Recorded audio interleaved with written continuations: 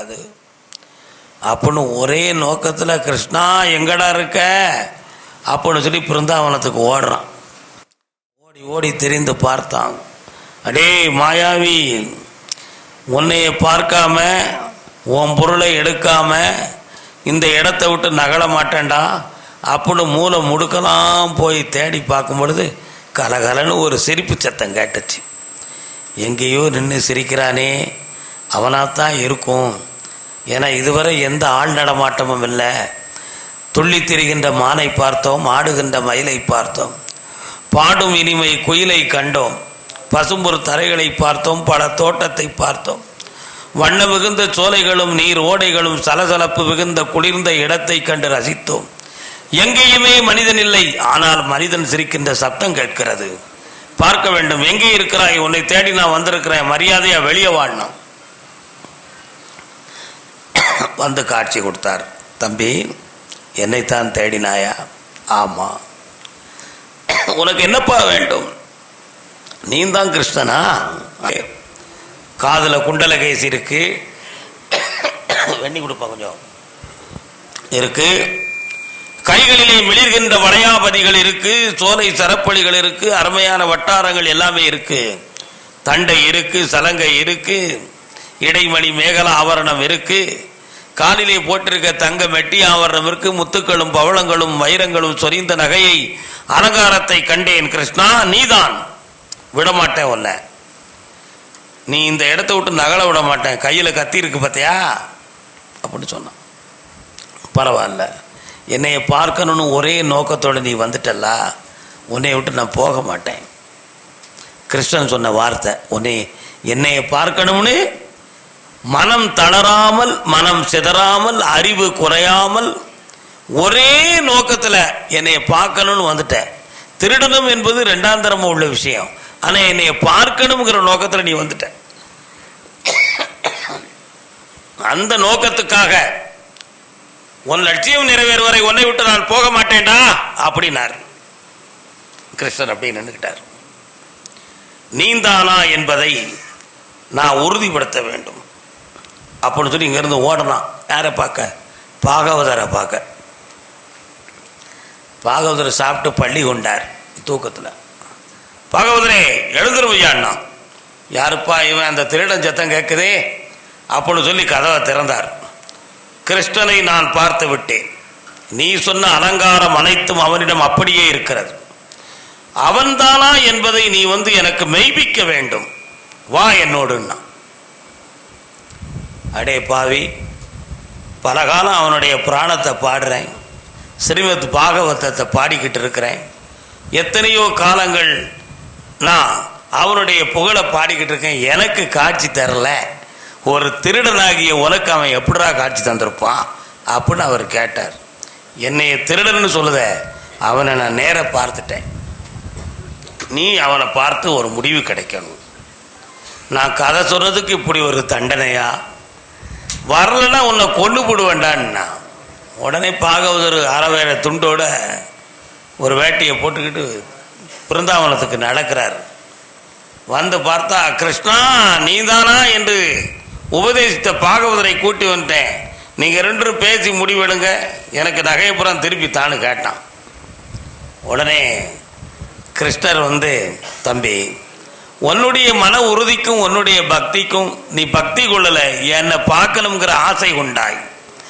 கள்ளமில்லாமல் உன் மனதை சிதறவிடாமல் உறுதியான நோக்கத்தில் என்னை பார்க்க வந்தாய். உனக்கு நான் காட்சி தந்தேன். பாகவதர் என்னுடைய புகழை பாடி சம்பாத்தியம் செய்வதற்காக அவன் ஒரு கதை சொல்லிக்கிட்டு இருந்தான்டா. அவன் உள்ளத்தை என்கிட்ட கொடுக்கல. நீ உன் உள்ளத்தை என்கிட்ட கொடுத்துட்ட, உனக்கு காட்சி தந்தன. இதெல்லாம் வார்த்தைகள்லாம் சரி, ஆனா அவருக்கு நான் உன்னை பார்த்ததுக்கு நீ சாட்சி கொடுக்கணுமே, அதுக்கு என்ன செய்ய போற அப்படி கேட்டார். உடனே கிருஷ்ணர் கலகலகலன்னு சிரித்தார். சிரித்த உடனேயே பாகவதர்னு கிருஷ்ணன் சிரிக்கானே பார்த்தேனா சிரிப்பு. ஆனா ஆள தெரியவில்லையேடா தம்பி அப்படின்னார். இதோ என் பக்கத்துல தான் நின்று சிரிக்கிறாரப்பா. அதை பார், பச்சை மாமலை போல் மேனியை பார், கார்குழலில் கண்ட கார் மேகத்தை பார், அலங்காரமா வைத்திருக்கும் அணைக்கின்ற கிரீடத்தை பார், ஜொலிக்கின்ற வைரத்தை பார், பவளத்தை போன்ற முத்துக்களும் பவளங்களும் அவன் மேனியிலே மின்னுகின்ற அலங்காரத்தை பார், அவனுடைய காலில் அணிந்திருக்கும் தண்டை யாருகளிட்டாலும் வராத அளவுக்கு உறுதியாக இருக்கின்ற தரித்து ஒலிக்கின்ற சப்தத்தை பார். இத்தனை விஷயங்களையும் பார்த்த பிறகுமா குருடா உன் கண்களுக்கு தெரியவில்லை அப்படின்னு இவன் கேட்டான். ஆனா கிருஷ்ணர் அவர் முன்னாலேயே நிற்கிறார், திருடருக்கு முன்னாலேயே. ஆனா பாகவதற்கு தெரியல. ஆனா பேச்சு சத்தம் கேக்கு, சிரிப்பு சத்தம் கேக்கு. உடனே கிருஷ்ணர் சொன்னார், அடே தம்பி, உன் என்ன நிறைவேறக்கூடிய நேரம் வந்துருச்சு. பாகவதற்கு அவருடைய கண்களுக்கு நான் தெரியல, அவனுடைய காதுக்கு என் சிரிப்பு கேட்டது. உன்னோடு உரைக்கின்ற இந்த உரையாடல்கள்லாம் கேட்டுவிட்டது, உண்மையா என்று கேள் அப்படின்னா. அவர் பேசுறது உனக்கு கேட்காயா? யோ பாகவதர கேட்குதா அப்படின்னா. பேச்சு கேட்குப்பா, சிரிப்பு கேட்குதப்பா, அவன் உருவம் கேட்கிறேன்னாரு. கிருஷ்ணா, ஏன்பா எனக்கு உன் உருவம் தெரியுது, உன் பேச்சு தெரியுது, எல்லாமே தெரியுது, அவனுக்கு சப்தம் மட்டும் கேட்குதே ஏன்ப்பான்னு கேட்டார். அடையப்பா, அவன் என் புகழ பிரத்தியாருடைய காதுக்கு மட்டும்தான் உபதேசம் பண்ணான், அதனால் அவன் காத்துக்கு மட்டும் சப்தத்தை கொடுத்துருக்கேன். நீ உன்னுடைய உள்ளம், உறவு, உன்னுடைய செவி, உன்னுடைய வாய், உன்னுடைய மூச்சு, உன் கண்கள், ஐம்புலன்களையுமே என்னை பார்க்க வேண்டும் என்று சொல்ல உறுதியோடு வந்தாய். ஆகினால் உன் ஐம்புலனுக்காகவே என் மேனி காட்சியும் தந்தது, கருணையும் கொண்டது. நீ என்ன வர வேண்டுமானாலும் தருவேன் மகனேன்னா. உடனே திருடன் திருந்திட்டான். பகவானே, நீ ஒரு மனிதன் என்று நான் நினைத்து உன் பொருளை திருட வேண்டும் என்று நினைத்திட்டேன் அப்பா. அதனால எனக்கு நீ தர வேண்டியதை தந்துக்கா. ஆனா உன் பொருளை தொட்டு எடுக்கக்கூடிய பலமும் மனசும் எனக்கு இல்லை ஐயனே. எப்படியோ இந்த வாழ்வை கழிக்க வேண்டும். ஆனால் ஒன்று, எந்த பொருளையும் கொடுத்து உன்னை விட்டு பிரிக்கின்ற நிலையை மட்டும் என்னை நீ வைத்து விடாதே. திருடனுக்கு 2 செகண்ட்ல ஏற்பட்ட பற்று என்ன? எந்த பொருளையும் தந்துவிட்டு நம்ம காரியம் நிறைவேறுன்னு சொல்லி என்னை விட்டு பிரிந்து, உன்னை விட்டு நான் பிரிந்து போகக்கூடிய நிலைமையை மட்டும் எனக்கு தந்துராத கிருஷ்ணா அப்படி சொல்லி காலில் விழுந்துட்டான். அதனால் கிருஷ்ணர் பார்த்தார், மகனே, உன் பிள்ளைகளுக்கும் உன் மனைவி மக்களுக்கும் இந்த உலகத்தில் இகபர வாழ்வுக்கு உன் பேரம்பேத்திகள் 3 தலைமுறைக்கு வாழ வேண்டிய அனைத்து செல்வங்களையும் அளித்தேன். எப்பொழுதும் என் அருகில் இருந்து என் ஆனந்தத்தை பெற்று வருகின்ற பக்தர்களுக்கெல்லாம் நீதியை புகட்டி உன்னுடைய நெஞ்சை நீ தாளாட்டிக் கொள்வாயாக. எப்பொழுது நினைத்தாலும் உன் கண்களுக்கும் உன் நெஞ்சுக்கும் நான் காட்சி அளிப்பேன் அப்பா அப்படின்னு சொன்னார் கிருஷ்ணர். இதுல வந்து நீங்க என்ன புரிஞ்சுக்கிட்டீங்க?